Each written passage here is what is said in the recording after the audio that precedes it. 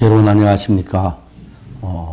전 지금 모스크바에 있습니다. 하나님 은혜로 펠롬이라는 도시하고 바르네시라는 도시 가서 저희들이 칸타다하고 집회했는데 정말 많은 청중들이 와서 그 아시아 성도들도 감격해하면서 공연장에서는 깊이 상세하게 복음을 전하지 못했지만 말씀도 전할 수 그들이 그라시아서 너무 기뻐하고 즐거워했습니다. 최근에 저희들이 하나님께서 저희들이 주신 여러 가지 일들이 너무 귀하고 아름다운 일들이 많은데 결국 복음을 전파하는 일로 하나님 길을 여시는 걸 볼 때 너무 감사했습니다. 사도행전 25장에 보면 이런 말씀이 있습니다. 9절에 베수도가 유대인의 마음을 얻고자 하여 바울들은 묻되 네가 예루살렘에 올라가서 이 사건에 대하여 내 앞에 신문을 받으랬느냐. 10절에 보면 바울이 가로되 내가 가이사의 재판자리 앞에 섰으니 마땅히 거기서 신문을 받을 것이라. 당신도 잘 아시는 바와 내가 유대인들에게 불의를 행한 일이 없나이다. 거기까지 읽었습니다. 베스도가 유대인들이 바울을 예루살렘에 데리고 와서 재판받기를 베스도에게 이야기를 했고 그는 중간에 있다가 이제 예루살렘 가는 길에 매복해 있다 바울을 죽이려고 계획을 세웠습니다. 그래 이제 베스도가 유대인들의 마음을 얻고자 해서 묻습니다. 네가 예루살렘에 나한테 재판을 받으렸느냐 하니까 사실 베스도에게 그 재판을 가이사랴 재판을 받았지만 별난 결론이 없었습니다. 죄도 없고 그런데 바울이 뭐라고 말하냐면 10절에 25장 10절에 바울이 가로되 내가 가이사의 재판자리에 앞에 섰으니 마땅히 거기서 신문을 받을 것이라. 당신도 잘 아시는 바에 내가 유대인들에게 불의를 행한 일이 없나이다. 그래서 이제 바울이 로마로 가게 되는 것입니다. 바울이 비박을 받고 예루살렘에 가는 도중에 죽이려고 했기 때문에 예루살렘 가려고 물었을 때 바울은 그 계획을 알기 때문에 내가 예루살렘 가지 로마로 가겠다고 그렇게 했고 자연스럽게 바울이 로마로 가게 되는 것입니다. 이 일은 그냥 자연스럽게 된 것 같지만 하나님 그 당시 세계 수도와 같은 중심지 로마에 바울의 복음을 전해서 로마의 그리스도를 믿는 사람들이 굉장히 많게 되었습니다. 콘스탄틴 황제가 기독교 박해 금지를 내릴 때 로마 인구의 3분의 1이 그리스도인이라고 할 만큼 많은 사람이 구원을 받고 믿음 가운데 선 것입니다. 저들이 처음에 대전에서 복음을 전하면서 있었던 학생들이 93년 대전 엑스포를 하는데 목사님 우리가 외국인들이 많이 오는데 전도지를 영어로 만들어 복음을 전하면 어떻게 하고 참 좋은 생각이다 그렇게 해라 그러는데 그들이 복음을 전하면 케냐 사람들에게 많이 사귀었습니다. 어느 날 그 형제들이 나한테 와서 목사님 케냐 사람들 참 불쌍합니다. 왜? 그러니까 한국은 음식값이 너무 비싸서 그들 월급으로는 한국 음식을 사 먹을 수가 없습니다. 그들은 그 뭐냐 하면은 라면하고 고구마로 매일매일 끼니를 때우고 있다고 그랬습니다. 그 이야기를 듣고 내가 제 아내한테 부탁을 여보 우리 케냐 사람들 한번 초대하자. 그래가지고 케냐에 한 20명을 우리 집에 데리고 와서 닭고기나 다른 요리를 해가지고 참 그들을 만족하게 해주었습니다. 저는 그때 케냐의 식사 대접 한 번 한 것이 아프리카 복음의 문을 열 줄 꿈에도 몰랐습니다. 그는 굉장히 기뻐하고 즐거워하고 막 어쩔 줄 몰라 했습니다. 내가 마지막에 그들에게 말했습니다. 혹시 당신들 한국에 뭐 하고 싶은 게 있느냐 하니까 목사님 저들은 한국 고속도로가 너무 좋은데 여행하기를 원합니다.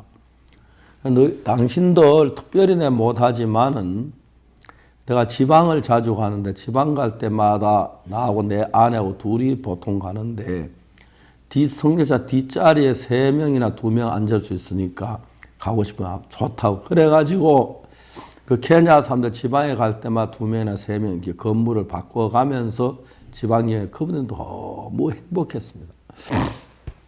그러나 뒤에 93년도에 엑스포 중에 케냐의 날이 돼 케냐 상공부 장관이 왔는데 케냐 사람들 장관님 우리 케냐를 사랑하는 목사님이 계세요. 장관님 인사 좀 해주세요. 그래서 그분이 저한테 전화를 해서 박 목사님에게 우리가 인사를 드려가겠다고 해서 언제 저녁 한 6시 그러면 우리 집에 식사하면 안 좋겠냐고 좋겠다고 몇 명쯤 올까 20명쯤 올까 그러라고 그날 제 20명 장관님하고 초대해서 식사 대접을 했습니다. 장관님이 우리 이야기에 너무 감격해 하면서 94년도에 저를 케냐에 초대했습니다. 그 장관님 케냐 야요 스타디움이라는 곳에서 큰 집회했는데 주최측의 이야기에서 2시간을 나에게 말씀을 잘 수 있도록 해주었습니다.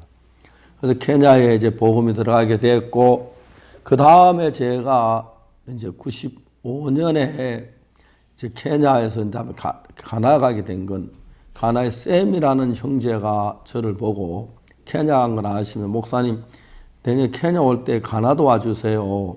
바빠 안 된다고. 또 와달라고. 3번이나 전화를 했습니다.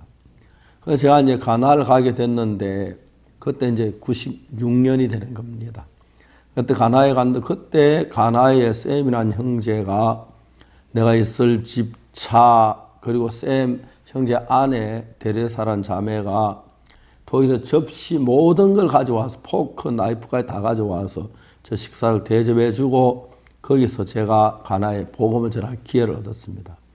그렇게 해서 이제 아프리카에 복음을 지금 아프리카 전역에 복음을 전하게 된 게 너무 감사한데 이번에 러시아에서 저들이 플럼이라는 도시하고 바르데시라는 도시에는 실제로 우리 교회가 없는 도시입니다. 큰 도시들인데 플럼에서 우리가 이제 그 집회를 하는데 그날 이제 합창대 공연을 했습니다.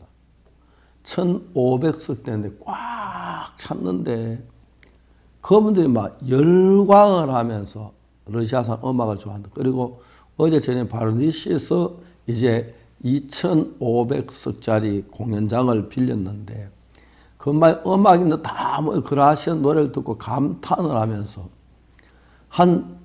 제가 어제 한 5,000명쯤 온 것 같은데 내가 보기로 5,000명은 아닌데 4,000명 가까이 될 것 같은데 자선 2,500석밖에 없어요.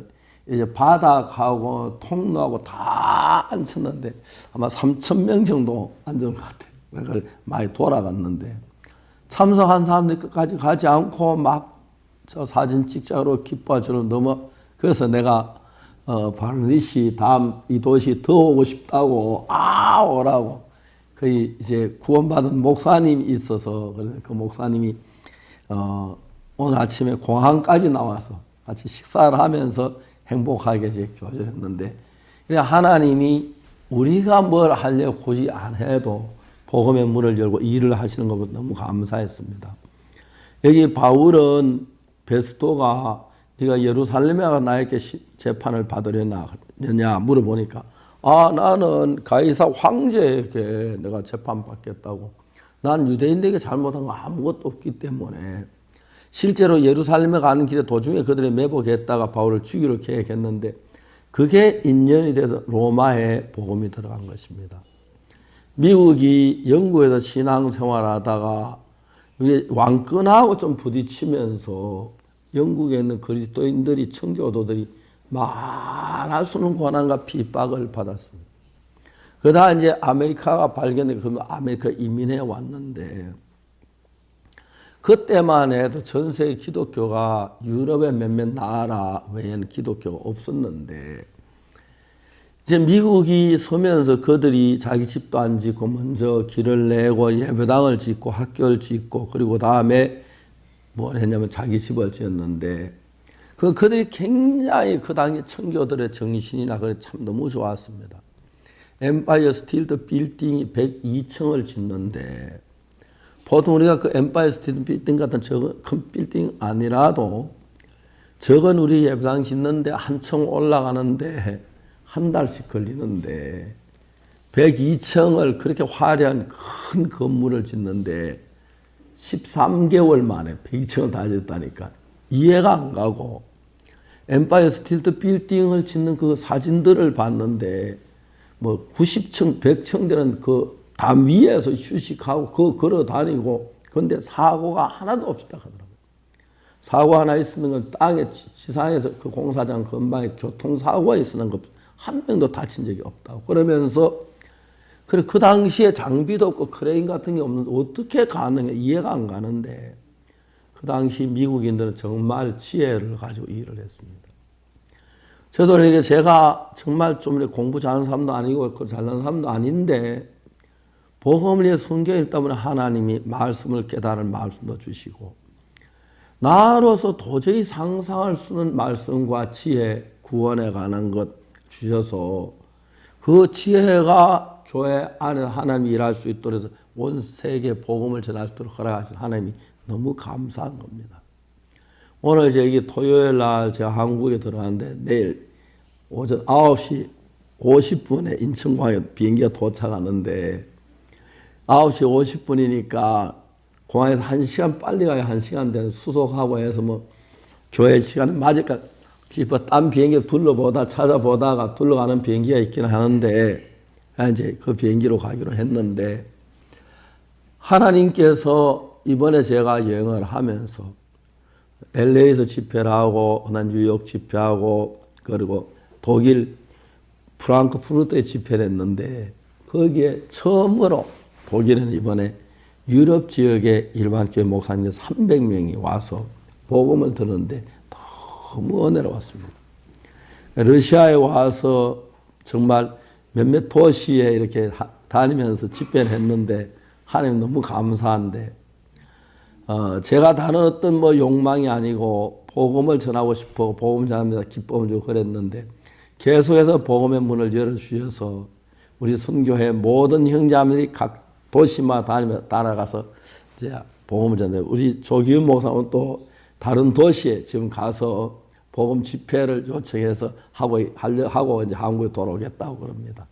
오늘 여기서 이제 헤어지는데 정말 하나님은 복음을 전할 수 있도록 때로 필요한 건물도 주시고 땅도 주시고 또 같이 일할 수 있는 동력자들도 주시고 형제자매들도 주시고 전부 다 연합해서 특히 월드캠프 할 때 민박하는 형제자매들 보면 너무 고맙고 그런 게 전부 합쳐져서 장관이 구원을 받고 교수가 구원을 받고 목사님들이 구원을 받으면서 자연스럽게 전 세계에 복음 펼쳐나가지는데 정말 잘나고 똑똑하고 훌륭한 사람 많지만 못난 우리를 통해 일하시는 하나님 너무 계획이 아름답고 저도 이번에 러시아에 와서 정말 집회를 하면서 참 우리가 마음껏 다 전할 여건이 안 된 부분도 많고 그렇지만 복음을 전한 위치가 점점 늘어나고 넓혀가는 걸 볼 때 너무 감사합니다. 사는 동역자 또 형제자매 여러분 우리는 나를 위해 사는 삶을 중단하고 예수님을 위해 살고 예수님이 우리를 위해 산다면 그보다 더 귀한 게 없습니다. 예수님이 나를 지키는 것보다 더 안전한 지킴이 없고 예수님이 나를 돕는 것 더 좋은 도움이 없는데 예수님이 나를 돕게 하기 위해서 나는 예수님 일만 하고 예수님이 나를 돕고 그러면 내 노후나 내 가족들의 자녀들의 모두 하나님의 은혜 베푸시고 복을 주실 줄로 확실하게 믿습니다. 사랑하는 형제 자매 여러분 우리 모두 복음을 위해서 주님을 섬기며 살게 되길 바라고 또 여러분의 삶 하나하나가 주님의 계획 가운데 있어서 이웃에게 당연히 복음 전거돼서 정말 주의 기뻐하는 예수님의 피로 제사하면 이 복음이 만방에 전파되고 하나님께 영광이 되게 되기를 간절히 바랍니다. 저는 한국에 가서 또 여러분 뵙겠습니다. 감사합니다. 다음 이 시간 여러분 안녕히 계십시오. 감사합니다.